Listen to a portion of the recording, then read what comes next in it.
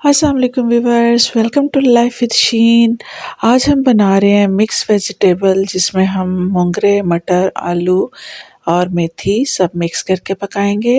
ये बहुत ही मज़ेदार बनती है। मैं आपको इसका बहुत ही इजी तरीका बताऊंगी। तो व्यूवर्स, सबसे पहले मैंने मोंगरे लिए हैं आधा किलो। इनको काट कर धो कर रख लिया है। और मटर मैंने छील कर रख लिए तकरीबन 1 पाव। और आधा किलो आलू हैं। और थोड़ी सी मेथी मैंने ली है तकरीबन 1 कप। काट के अगर देखें तो इतनी हो जाती है।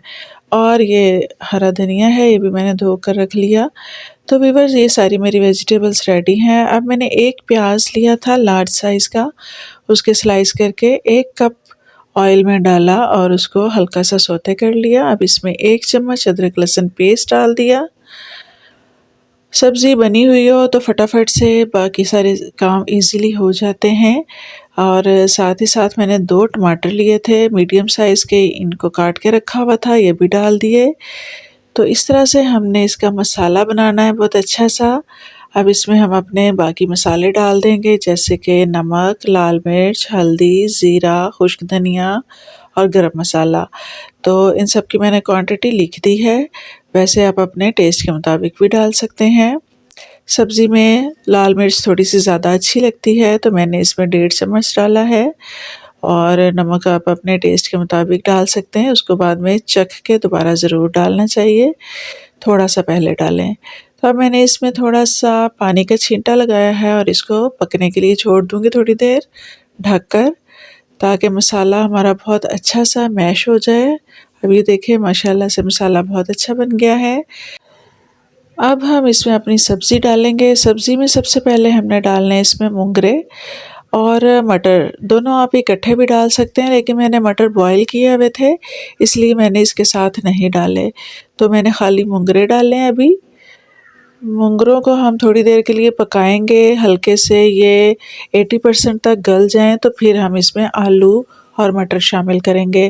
क्योंकि मटर मेरे बॉयल हैं, इस वजह से मैं बाद में डालूँगी, लेकिन अगर आपने बॉयल नहीं किए तो मोंगरे और मटर इकट्ठे डाल सकते हैं और ये इकट्ठे ही गल जाते हैं। तो उसके बाद फिर आलू डालते हैं, क्योंकि आलू जल्दी गल जाते हैं। अब मैंने इसमें आधा कप पानी डाला है। पानी बहुत ज़्यादा नहीं डालते, क्योंकि मोंगरे भी छोड़ देंगे।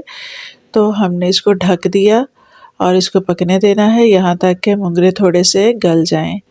तो अभी देखें गल चुके हुए हैं, थोड़े से सॉफ्ट हो गए हैं। तो अब मैंने इसमें डाल दिए आलू और साथ ही मैं मटर भी थोड़ी देर में डाल दूँगी। तो इनको बस हमने अच्छा सा फिर पकाना और मेथी भी डाल देंगे।